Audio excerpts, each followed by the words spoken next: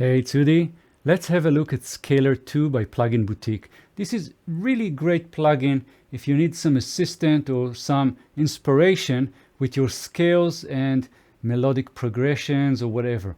Now, even if you don't know much about, maybe even more so, if you don't know a lot about music theory or you're not a very fancy or capable player, this is a great plugin for you. So let's have a quick look and see what's inside.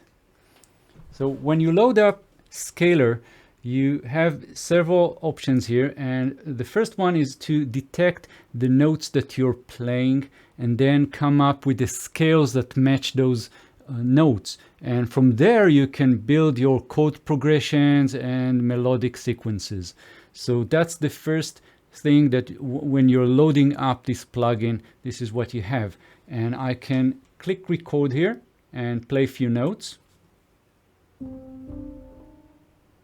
And already we can see some options for the scales. So these are the detected scales, and I can, for example, audition any of them. I can have some information about those scales, which notes I've played, and what kind of notes are, other than that, are in the scale, and so on, and even some style recognition, if it's serious, sad, or what emotional, whatever it is. And we can just click on different scales and get that information. So next, what you can see here is the scale itself. Once I select the scale, I'll see it here. So we have three sections here. We have section A, which is the browser, section B, which is our scale, and then section C is our chord progression. So now that we recognize those sections, we can actually start and play with Scaler2. So the very first thing that I would like to show you is the settings.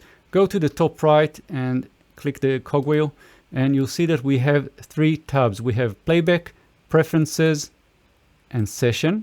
I'm not going to go over all these options here. This is the playback. This is how the notes will be played as you build up your progression and arpeggiators and whatnot.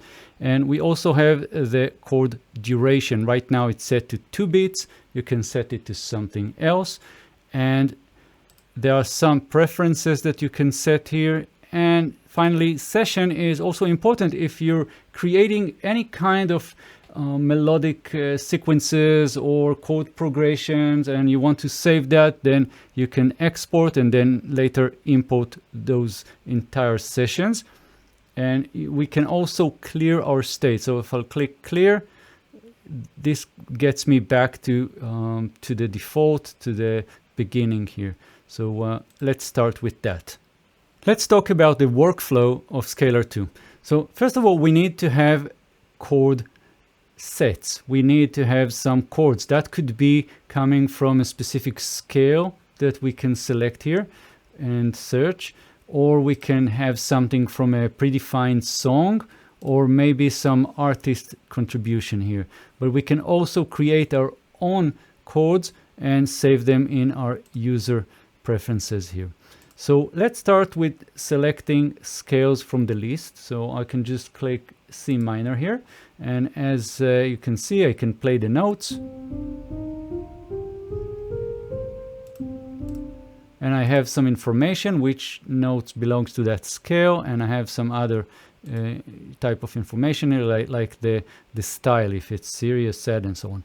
Next, we can see that we have those chords here. So this is a chord set, and I can just drag and drop any of these chords to my chord progression, which is down here. So again, section A would be my explorer. Section B would be my actual scale, the scale that is chosen, my chord sets that I'm going to work with, and then eventually I'm going to create my chord progressions. So let's select some chords. Let's select some chords.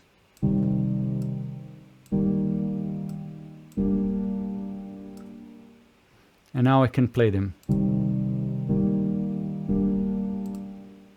But I can create other types of scales or try out some things that are predefined here in the songs or artists. So let's do that. Let's select something like chill 1, and now these are the chords that I have in my set here, and I can let's just clear what we have in this pattern, and I can drag and drop.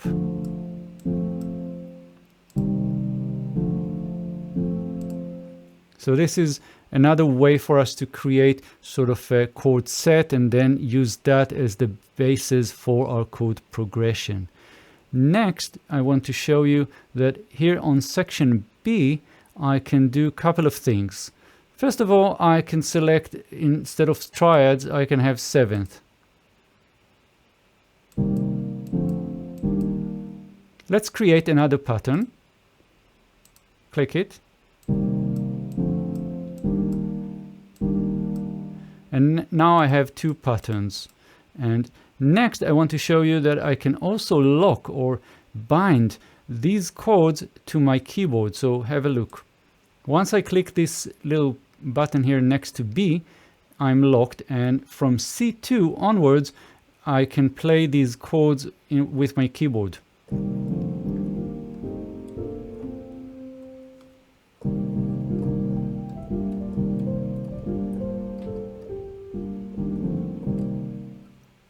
Cool, right?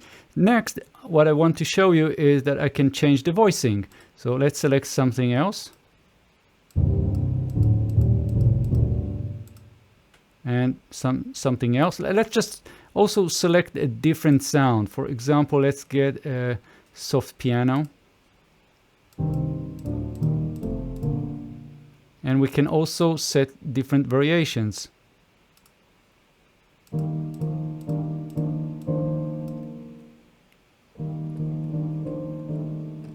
Modulation will give us a very creative way to modulate our scale and chord progressions into other types of modes, chords, and so on. So let's explore that. We'll click the modulation, and here we have the presets. So we have 4 different presets: progression, secondary scale, modal interchange, and medians. So if we're in progression, we can select a different scale and hear our chord progression in a different scale. So for example, let's select something else, and we'll see the suggested modulation pathway between my current C major scale and the destination, which is an E minor scale. And as I play, I can just move from my own scale here to the destination. But we also have key switches. As you can see here in green, we have C1, D, and E. And as I play my chords, as you can see C, D, and E here from C2, then I will switch between those 3 sections. So let me show you. Right now I'm setting the key switch to C1, and I'll play the C2 chord. Right? And if I switch to D, to the second one here, then now let's play. So I'm playing the chords from the pathway, okay? And eventually, if I'll switch to E or use the keyboard, E, I'll play from the destination. And so I can do this in a performance kind of way where I am playing whatever chords and then moving along into the pathway and eventually to the destination. Pretty cool. So that's the progression, and we can also go to secondary scale, and that's the same idea. I can select a secondary scale and see the pathway, and again we have the key switches, and I can play.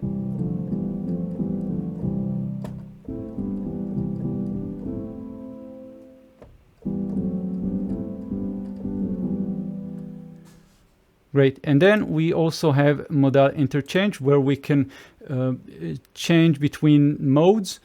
And again, we have the key switches, as you can see here.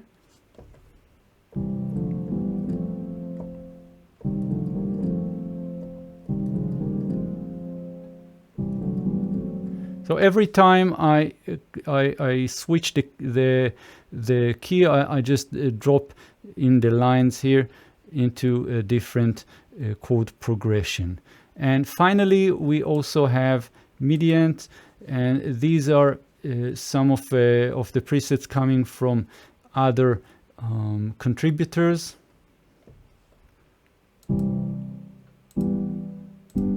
And as you can see, as I play my chords, I'll get suggested other chords to move into. So, and I also have the key switches here. So C1 is and D, because I have these two lines here.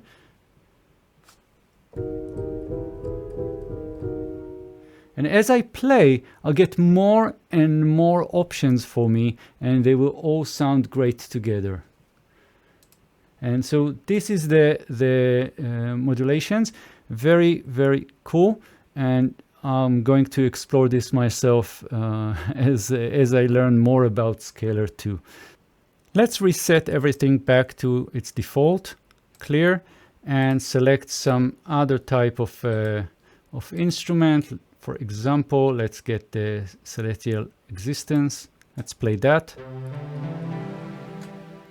Very cool. And we can again select some kind of a scale. Let's select C minor scale.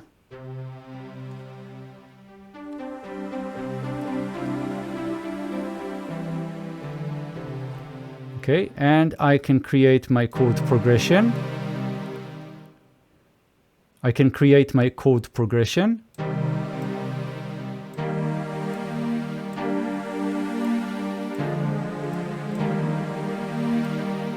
Let's stay with that, and I can play. And now, one of the very exciting features here is the perform. And right now we're not in, it's not enabled. Let's enable the perform, and we have a couple of things here. First of all, we have expressions, and in the expression we have all kinds of melodic ideas to choose from. So right now that's expressions, and I can select the different I would say performances that are available. And I don't know music theory that good to tell you exactly what all of these means, but they are going from the soft and slow to hard and fast. So right now these are the kind of performance that you have, and what I suggest is really try them out. So let's start with something, I don't know, I'll just take this one and play.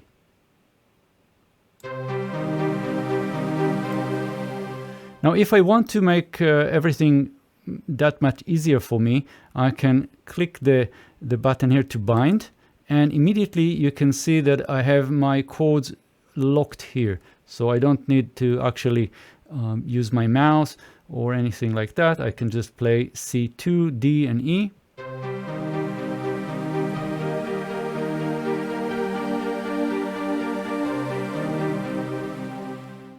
And again, I can select something else, performance. Let's take something from here.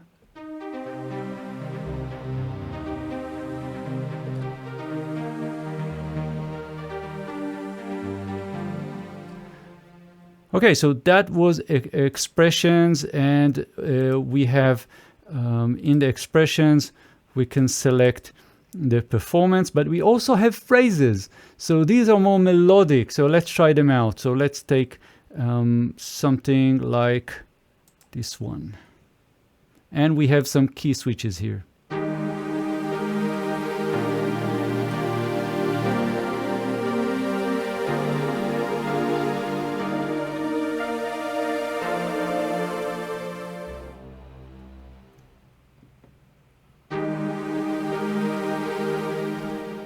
And again, let's start. Let's select something else.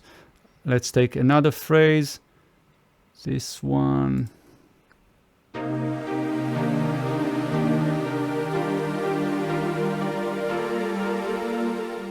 Pretty cool. And let's try out something else. Instead of phrases, let's select rhythms and try them out. So this one.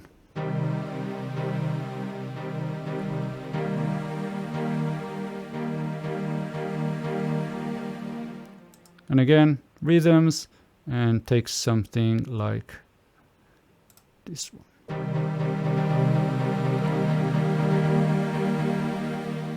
And I can select a different sound. For example, let's take the super saw.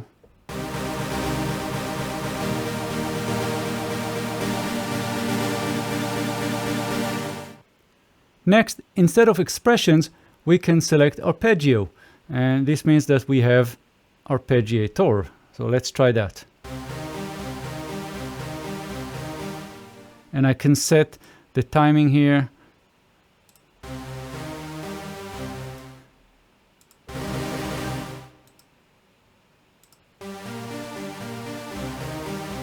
And I have the type. So right now it's up. I can have up, down, repeat, or just up, down, and anything like that. So let's try it.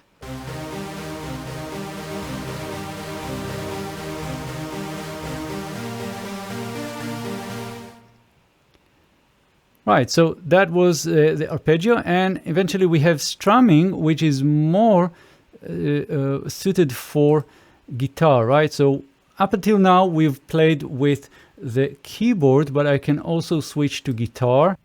So when we're strumming a guitar, we can strum it fast, we can strum it slow. Let's go to slower to get the sense of what it is that's going on here. So I'm going to play C minor. And these are alternate picking, right? So I can do something else, for example, down. Or up.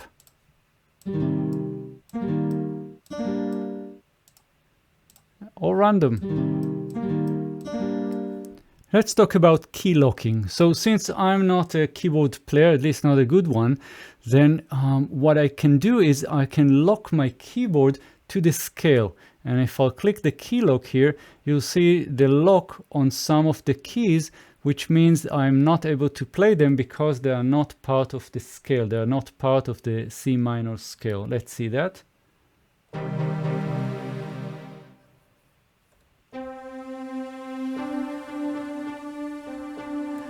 So when I'm trying to play C sharp, the keyboard will just jump to D. Right, so that's the lock, but I have other types of locks and you can explore that. For example, I can do notes only or scale white keys. So for example, let's see what's note only. And as you can see, the specific notes, the specific keys that are not part of my scale will just, they will not work. Right, so I'm playing C sharp, nothing's going on here. And if I'll do a scale white keys, then I'm going to create a situation where only the white keys work and the black keys just don't work at all. So my scale is just smeared all over my keyboard.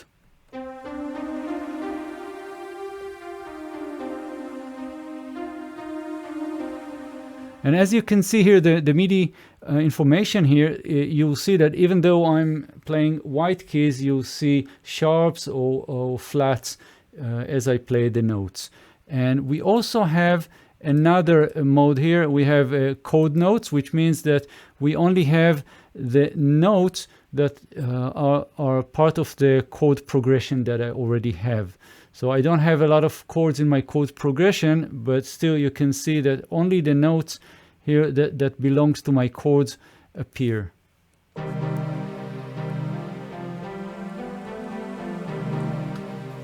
And I can also select chord extensions, which will give me a more adaptive way. I'll have more notes that are related to the chords that I'm playing and extending my options here.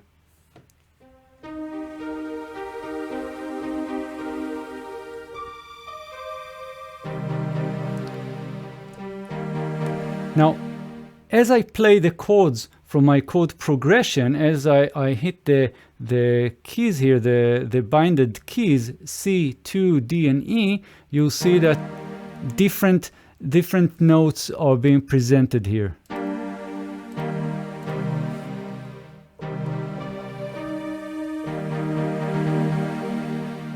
All right, so again, very, very useful, very, very good, especially for people like me that I don't play piano very well, so I'm really excited about that.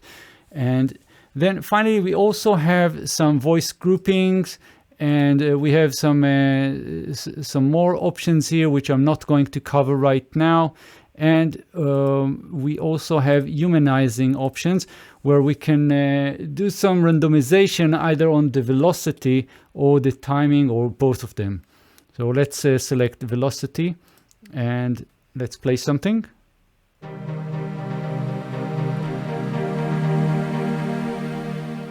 So you can hear some of the notes being played harder and some softer and so on. So this is really giving the performance a more human nature and feel. Very good.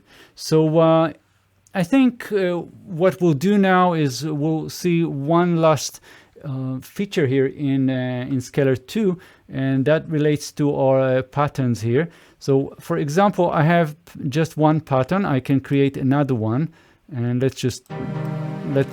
let's grab some of the chords.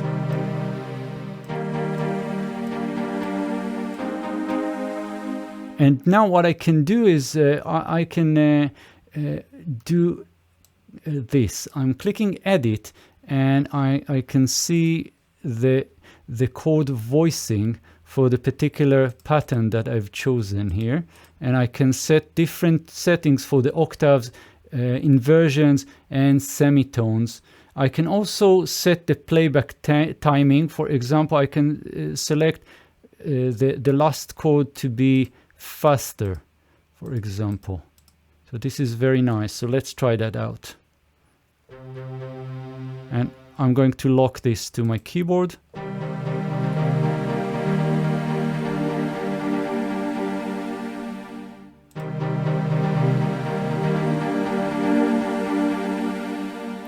So the last chord was faster, and so on. So and again, I can go to pattern 2 and do the same. And I also have playback performance here, which is right now off, but I can set it to expression, for example, and then select from the expression drop down here and have something like this for this chord only. So now when I'm playing,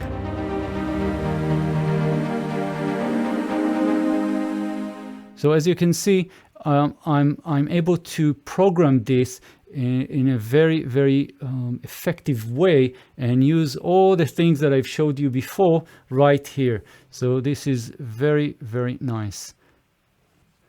One of the very useful features here in Scaler2 is to record your MIDI information as you play it in the interface here and grab it to your DAW, to your host here. So let's do MIDI capture and play.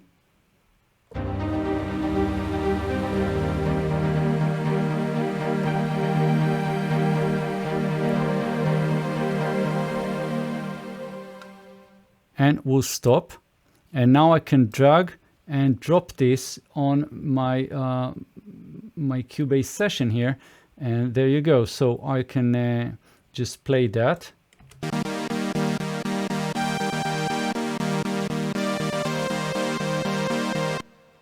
And I'm using a synthesizer here. That's the OBXA by Arturia. So this is the one. This is an Oberheim synthesizer. And by the way, I have a complete tutorial on this one. So check out my channel. And now that's really useful. I mean, you can play whatever you want and then drag and drop those sections to your session and create and edit whatever music you like from that point on. So and now the very last thing that I want to show you is how do you map Scaler2 to your instruments.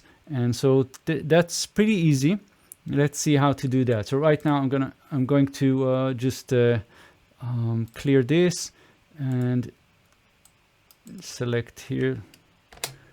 So what I need to do is I'm going to have Scaler2 here running on this instrument track, and next I want to have this this plugin, this Oberheim section here, this one, to get the MIDI from Scaler. So now they are connected, and I'm going to hit the record here. This is in Cubase, but they have instructions for other hosts like Logic, Ableton, and so on. And I can even select here off, and when I play something,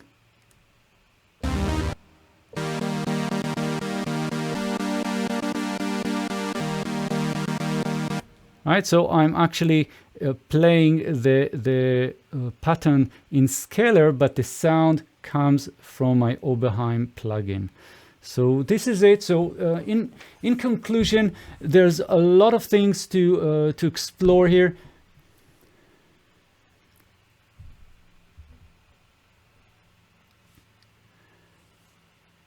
So this is it. So